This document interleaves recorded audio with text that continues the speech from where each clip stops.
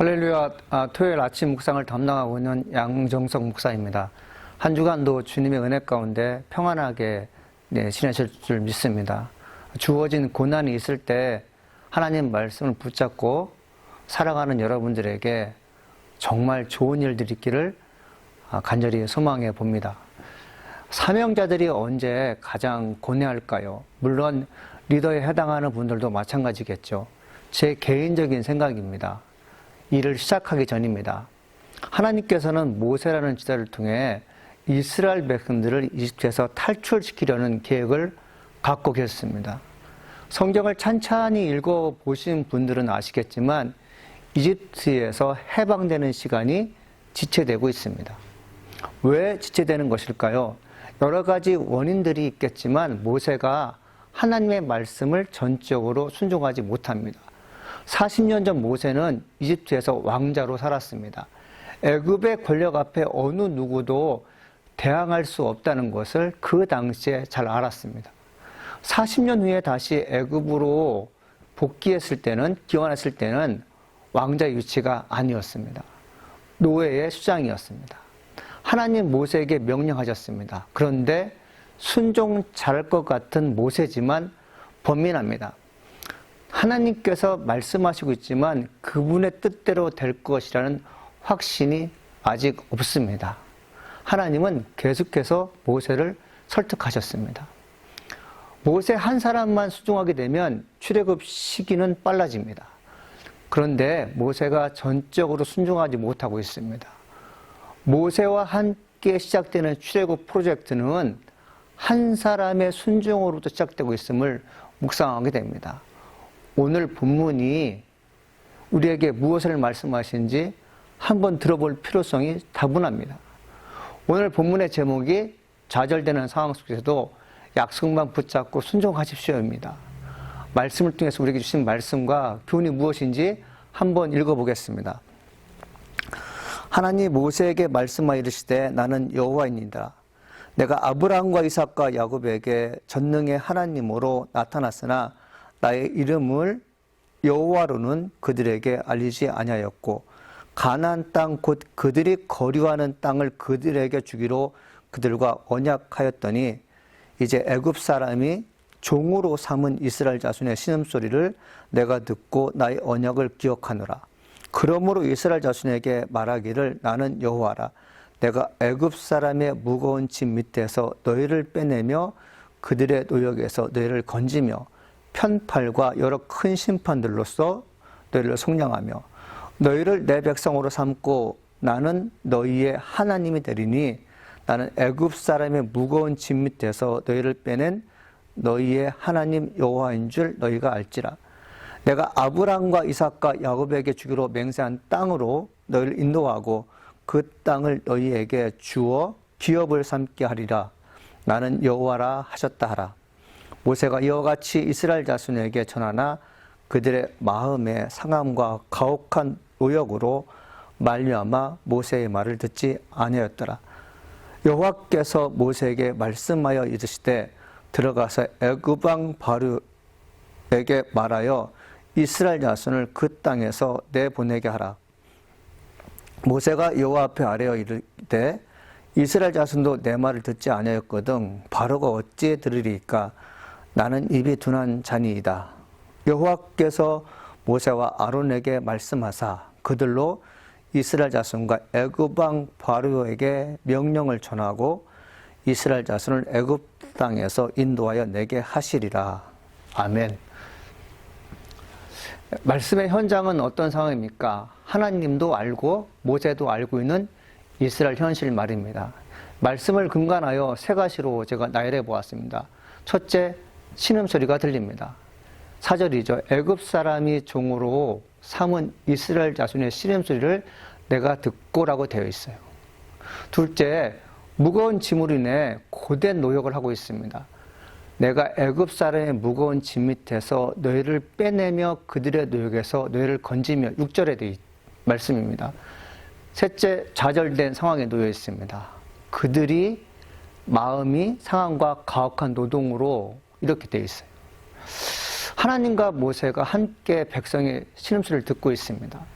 무거운 짐 밑에 깔려 일어서지 못하는 아픔을 보고 있습니다. 짐을 몸소 지고 갈 수 있는 힘 있는 자는 짐이 유익을 줍니다. 그런데 짐 밑에 깔려 있을 경우가 있어요. 감당할 수 없는데 맡아서 해야 하는 상황입니다. 모세도 같은 입장이었습니다. 200만 명이 되는 백성의 리더가 되어 출애굽시키라는 하나님의 명령은 감당 못할 것 같았습니다. 모세는 백성 자체가 무거운 짐이었어요. 도움이 되는 사람은 없고 홀로 백성을 이끌고 나가야 한다는 그 현실은 80세가 된 고령의 나이로는 도저히 해낼 수가 없습니다.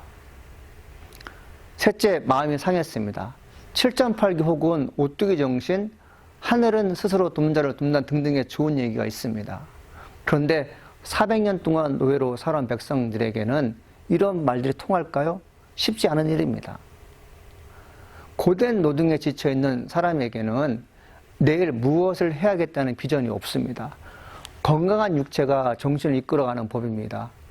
고된 노동으로 인해 낙심하고 있는 현실에서는 누구의 말도 들어오지 못하는 법입니다. 사람의 어려운 상황을 관찰할 때가 있습니다. 해결점이 나오지 않습니다. 우리는 이때 정신을 바짝 차리고 기억할 것이 있습니다. 하나님은 지금 우리를 통해 무엇을 하실 것인지 묵상해 보는 것을 권면하고 싶습니다. 좌절된 상황 속에서도 순종할 수밖에 없는 이유가 있습니다. 사람의 힘으로는 사람들이 갖고 있는 좌절된 현실을 극복할 수 없으나 하나님은 하실 수 있다는 것 때문입니다. 모세는 출애굽하는 것은 불가능하다고 믿고 있을 때 애굽에서 신음하고 있는 백성의 소리를 내가 들었다고 하나님 모세에게 말씀하셨어요. 그러면서 한 말씀 더 하십니다. 나의 언약을 기억하노라. 출애굽기 6장 4절 말씀입니다. 하나님은 아브라함에게 언약하신 것이 있으셨어요. 창세기 17장 17절 말씀입니다. 내가 내 언약을 나와 너 및 내 대대 후손 사이에 세워서 영원한 언약을 삼고 너와 내 후손의 하나님이 되리라 는 말씀이었어요. 언약은 잠시 동안만 유효되지 않습니다. 대대 후손 사이에 세워진 영원한 언약이었습니다. 하나님께서는 이스라엘 후손의 하나님 되신다고 약속하셨어요. 하나님은 자기 백성을 끔찍하게 사랑하시는 분인데 아들 같은 백성들이 노예로 고생하며 사는 것을 원치 않으셨습니다. 둘째, 무거운 짐을 이기지 못하고 그 짐에 깔려 고된 노동을 하고 있는 백성들을 빼내며 건지시겠다고 모세에게 약속하고 있습니다. 힘들고 어려운 상황 속에서 하나님의 말씀이 기억나는 것은 감사한 일입니다.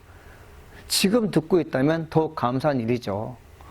오늘 말씀 묵상 중에 6절, 7절 말씀이 마음에 와닿습니다. 내가 애굽 사람의 무거운 짐 밑에서 너희를 빼내며 그들의 노역에서 너희를 건지며 편팔과 여러 큰 심판들로서 너희를 속량하여 너희를 내 백성으로 삼고 나는 너희 하나님이 되리니 나는 애굽 사람의 무거운 짐 밑에서 너희를 빼낸 너희 하나님 여호와인 줄 너희가 알지니라. 아멘. 하나님께서 백성을 구원하시겠다는 약속을 모세는 받고 있습니다. 그런데 모세의 반응은 어떻습니까? 12절입니다. 모세가 여호와 앞에 아뢰 이르되 이스라엘 자손도 내 말을 듣지 아니하거든 바로가 어찌 들으리까? 나는 입이 둔한 자니이다. 우리는 모세를 대단한 성경 속의 인물로 인정합니다. 우리들과 달라서는 하나님께서 말씀하시면 무조건 아멘 할 것 같은 위인이 바로 모세 같지만 우리와 매우 흡사한 점이 있습니다. 모세는 약간 의심병이 있었습니다. 좋게 말하면 모세는 확실한 일이 아니면 시작도 하지 않겠다는 완벽한 사람일 수 있지만 사랑하는 여러분, 사람이 확실한다고 해서 죽은 자를 살리지 못하는 법입니다. 사람이 사람에게 내 영혼을 맡기지 못하죠. 200만 명의 백성 역시 사람의 힘으로 하지 못합니다. 이 일을 모세가 맡았을 때는 당연히 의심할 수밖에 없습니다. 그런데 나보다 크신 하나님을 바라보며 주께서 말씀하신 것을 주님께서 책임지고 해결해 주신다는 것을 모세는 아직 믿지 못하는 것이죠. 바로가 모세가 전하는 하나님 말씀을 듣지 않을 것이라는 거 하나님도 아셨어요. 모세는 더 알고 있었겠죠. 우리 믿는 크리스찬들이 이것저것 재고 따지다 보면 하나님이 하실 일이 없어지는 법입니다. 모세는 하나님 주신 말씀을 믿음으로 받아들이고 순종만 하면 되는 것이었는데 그는 그렇게 하지 못했습니다. 우리와 매우 유사하죠. 그래서 위안이 됩니다. 성경책 안에 주인공으로 등장한 모세조차도 저런 시절이 있었다는 것 우리가 여러분 받아들이십시오. 우리가 같은 사람이었다는 거죠. 오늘 묵상한 본문에는 여호와 하나님이라는 단어가 8번 등장합니다. 나는 여호와라, 나는 여호와 하나님이라는 말씀 말입니다. 사랑하는 아침 묵상 참여자 여러분, 하나님이 어떤 분인지 경험하셨다면 여호와 이름이 8번 등장했다는 것은 하나님 당신의 이름을 걸고 백성들을 구원해 주시겠다는 확신의 약속의 말씀을 하고 있는 것입니다. 하나님 그분의 이름이 반복된다는 것은 의심하지 말고 내 말을 믿으라고 하나님께서는 확신을 주고 있습니다. 힘들고 어려운 상황이 주어졌을 때 나의 신음소리를 듣고 계시는 하나님을 찾으십시오. 상실한 마음으로 인해 더 이상 희망이 없다고 단정하지 마시고 무거운 짐을 빼시며 나를 건져주시겠다고 약속하신 하나님의 말씀을 믿고 순종해 보십시오. 하나님께서 반드시 나를 영화롭게 하시며 하나님 내 유일한 소망자가 되신다는 것을 여러분이 경험할 줄 믿습니다. 기도하시겠습니다. 살아계신 하나님 아버지 감사합니다. 오늘도 저희들에게 귀한 말씀 주시니 감사드립니다. 하나님이 어떤 분인지 우리가 다시 한번 알게 됩니다. 주님, 어려운 환경 속에 처했을 때 하나님 말씀이 기억나게 하여 주옵소서. 약속의 말씀을 붙잡고 뒤를 돌아보거나 여러 가지 생각하지 않고 주님께서 원하시는 그 길을 가게 하시고 주님께서 말씀하신 그것으로 내가 움직일수록 여호와여 축복하여 주옵소서. 주의 능력으로 하루하루 살게 도와주옵시고 내게 주어지는 많은 것들이 좋은 경험으로 쌓이게 하여 주옵소서. 하나님 감사합니다. 예수님의 이름으로 기도합니다. 아멘.